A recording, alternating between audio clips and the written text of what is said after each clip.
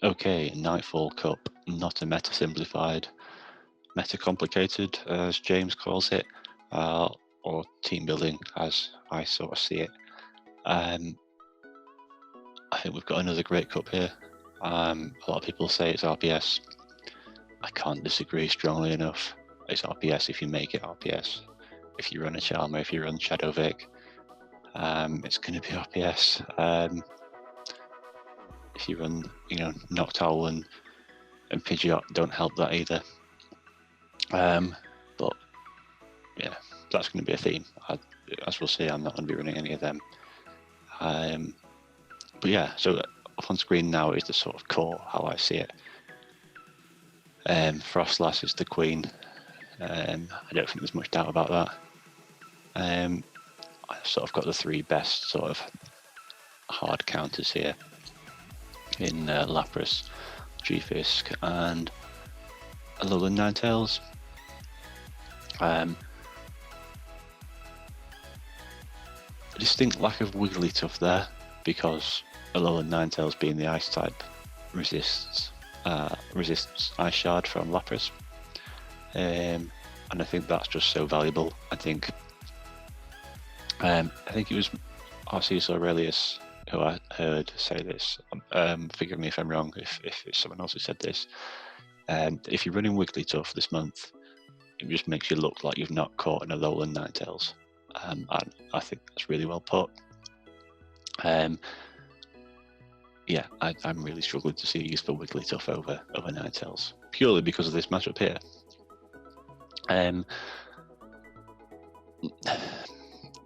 Lapras Stunfisk is iffy, but I feel like if you're using Lapras versus Stunfisk, I think I'd rather be on the Lapras side of that matchup than the Stunfisk side. And of course, Stunfisk walls the hell out of Ninetales.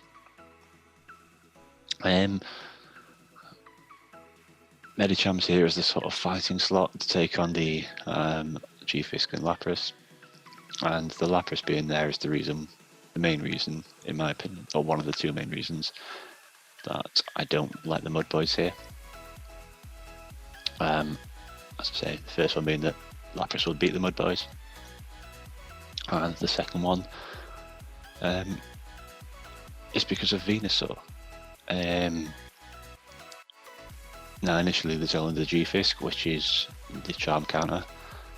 So it'd be nice to have a counter that's weak to a charm counter that's strong against Medicham. I just noticed the arrows pointing their own way here, so I'll flip that in the edit. Don't forget. And the reason to put Venusaur in rather than Shadowvic is because, as I say, I'm trying to make this meta not RPS for myself.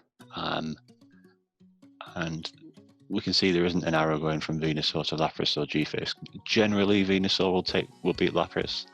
I quite like being the Venusaur in the G-Fisk matchup, to be honest, as well. More so than I like being the G-Fisk.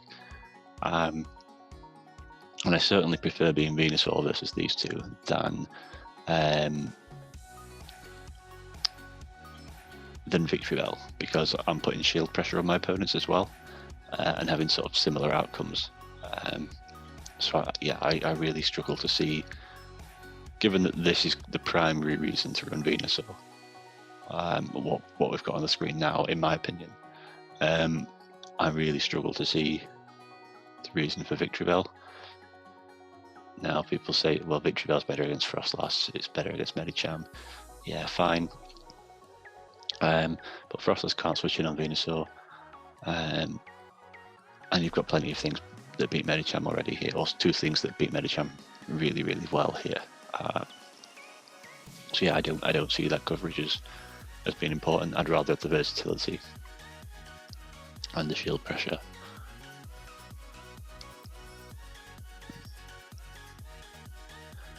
So the next thing to notice is Noctowl and the flyers in general.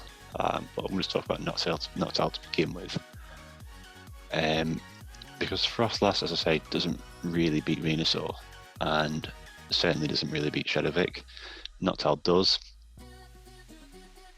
So it beats both the things that are going to trouble the G-Fisk and the Lapras.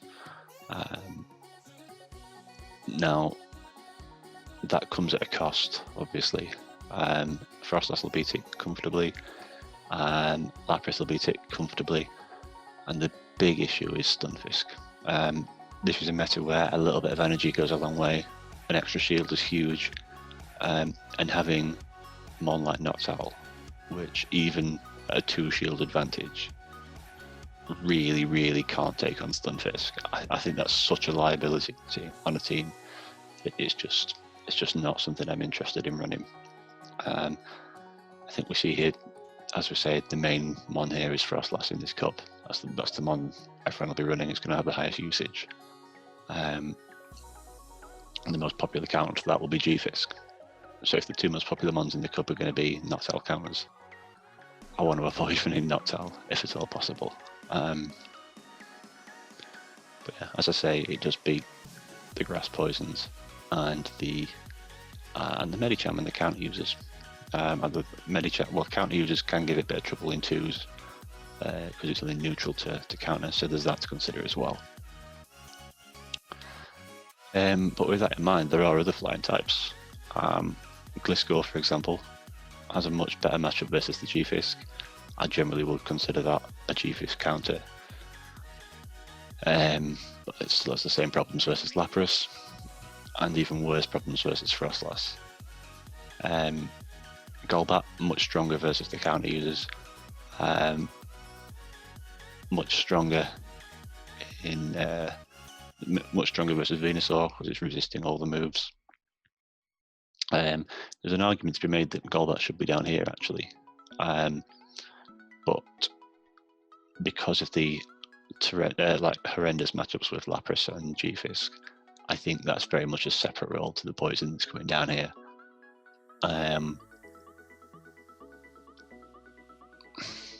So yeah, Golbat's an option. Probably the most versatile of the flyers, in my opinion. I think if I was going to run a flyer, I think it would be Golbat. As extra, as I say, it's just so much stronger versus the counter users, and it's an extra charm counter, which is always nice. And unlike Noctowl, it's not completely walled by G-Fisk. It can win at a 1 shield disadvantage, whereas Noctowl can't even do it at a 2 shield disadvantage. It can win at a 1 shield advantage, whereas Noctowl can't even do it at a 2. Particularly the Shadow, with the stronger, harder hitting Shadow Balls. Golbat does, of course, have its drawbacks in that it is weak to Confusion, and Gallade, particularly Shadow Gallade, is an absolute menace. So here we're perhaps seeing another reason to run a flare, which is good. But at the same time, here what we're seeing is that, of course, the Charmer beats that anyway. So we're seeing similar coverage here between the Flyers and the Charmers, in that they're both picking up Gallade and the Medicham and the Fighters. So the only reason to run a flying type over a Charmer, in my opinion, at the minute, seems to be if you're more concerned about Venusaur.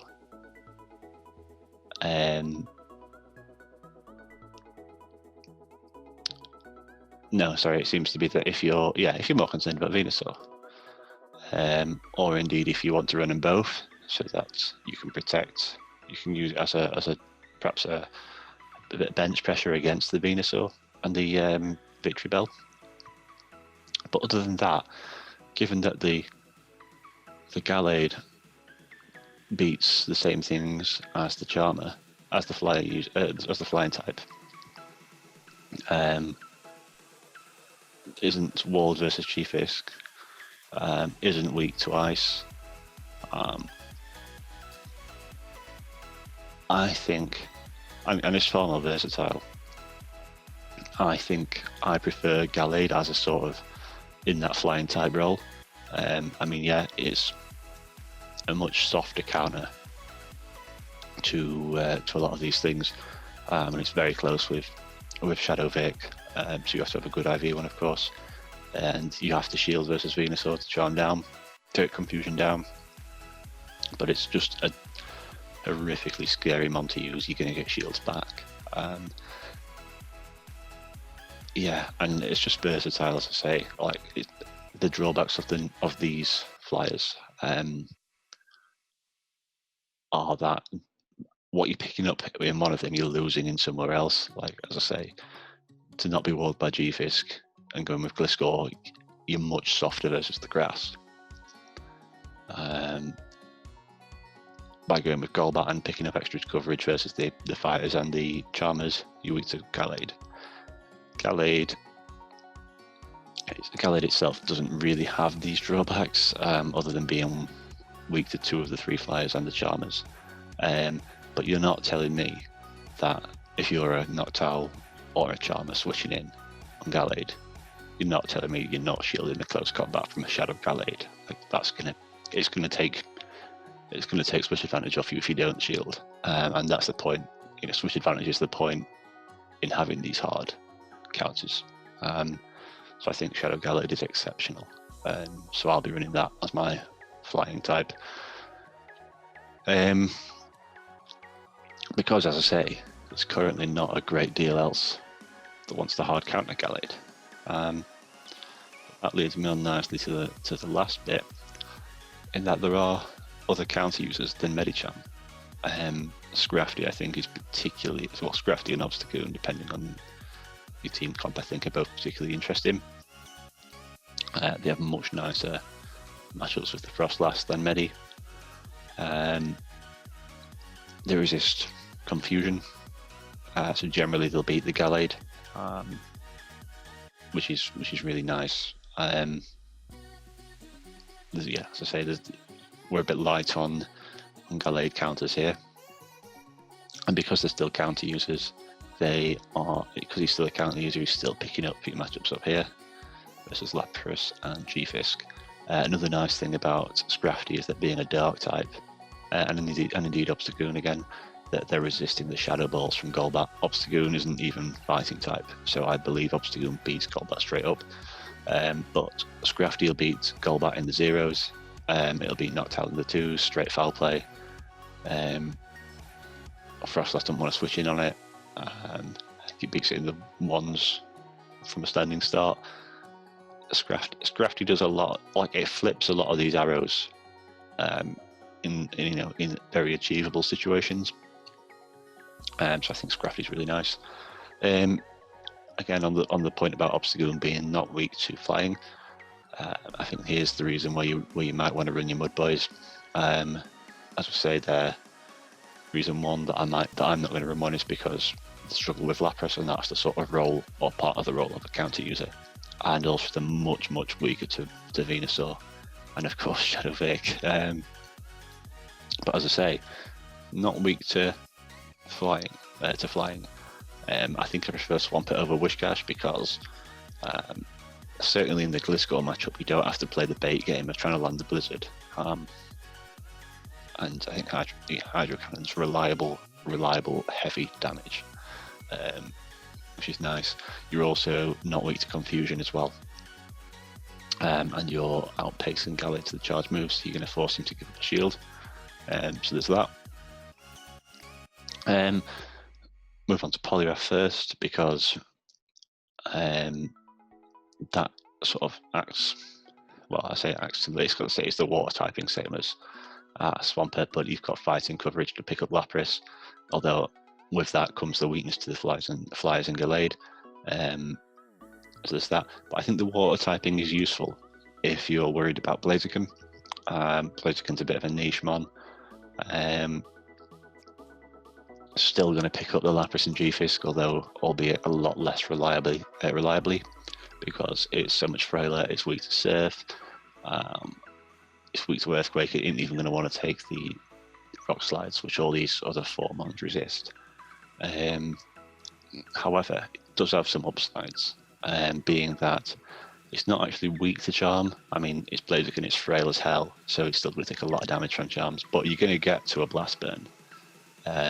So you're going to force a shield off your Charmers, where something like certainly Scrafty won't. Medicham and Poliwrath might do. Swampert probably would, but yeah, it's certainly the most reliable counter user at forcing a shield off the Charmers, which is good in a pinch. But also, it gives Frostlass and Venusaur a real tough time if you've got a 1 or 2 counter energy lead. So let's say you switch, let's say you've got a bad lead into a Lapras or a G-Fisk, you switch in your Blaziken. By the time your opponent realizes what, that they need to switch, all of a sudden you've ruled out 2 of their possible switchings. Now, of course, got the Flyers give it. The Flyers will tear it up still, of course. Gallade will tear it up still, of course. But as I say, with that fire typing and those fire charge moves, these things aren't going to want to switch in. Things that you might get switched in on, like more commonly, would be perhaps Medicham and Noctowl and Gallade. But again, there isn't much, none of these things resist fire, and we know how disgustingly strong Blast Burn is. So as a safe switch, Blaziken could be really good. And actually, I think this group here of sort of alternate counter users, I think that's where I'd be looking in terms of wanting to pull. That's where the biggest differences are between the mons here in my mind. I think there's the Flyers obviously, which are different options, but again, I think they're all sort of massively handicapped. I'd stop short of saying flawed, but they're all a bit handicapped by the fact that they're so weak to G-Fisk, and if they're not, in Gliscor's case, they don't really do the job properly. Yeah, and in Gliscor's case, of course, you're massively weak to the ice types as well, which are going to be big. So yeah, I feel like the counter users are the places to draw out your, to make the to find how you want to play here. I feel like most teams are going to have a Frostlass, most teams will have a G-Fisk, most teams will have a Grass Poison. A lot of teams will have a Flyer, certainly a Flyer or a Gallade. And so, you're automatically quite restricted in where your last picks are going to be, unless you go with something spicy like a Licky Tongue or a Zangoose or whatever. Yeah. So what I quite like here, given, as I say, there's not a huge deal to stop Gallade, I quite like Scrafty. And again, the thing Medicham has over the rest of these 4 is that it beats these 4. But looking at all these arrows that point down in this direction, and I'll include the Flyers in this, there's already plenty that beat the fighting types. Do you need your fighting type to be the top dog in that bracket? I don't think so. I'd rather, unless you're planning on bringing your G-Fisk or your Lapras every game, you really want to put your opponent off bringing their fighting type. Yeah, I think. Obviously Medi's a fantastic mon, but it's pretty vanilla. And I think I want a bit more from my fighting type than what Medi's going to give me, especially regarding the Frostless matchup. So I'm actually going to run 2 counter users, and I'm going to run Blaziken and Scrafty alongside Gallade and Venusaur, which is of course going to make me weak to the Flyers. But I'll be running them alongside G-Fisk and Frostlass. And yeah, I've got 3 fighting types. So yeah, on the face of it, I'm weak to flying, but realistically, am I going to bring 3 fighting types in a line? Am I going to bring 2 fighting types in a line? Probably not. And as I say, Scrafty and Gallade give Golbat a real hard time anyway. And if they haven't got a flying, they've got Gallade, which Scrafty gives a hard time. So yeah, I think what I'm seeing here is that there is a lot of niche value in Scrafty, which I think is perhaps something to consider if you're not a fan of Medicham. if you are a fan of Medicham, by all means go for it. It's, as I say, reliable. You know what you're going to get. It ain't going to let you down. But for me, it just seems a bit unnecessary. So yeah, that's it really. I've not touched on ghosty normals, which are nice sort of dual counters for Frostlass and Gallade. They don't really fit anywhere in this without making a serious mess, but they don't seem to be very common within the meta anyway.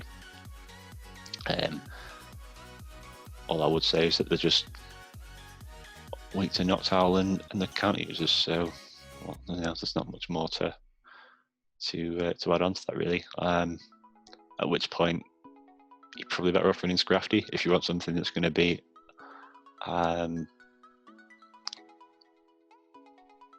beat Frostlass and Gallade, and that's going to lose to Medicham or to lose to counter and to the Noctowl. Yeah, probably better off running Scrafty, I guess. Well,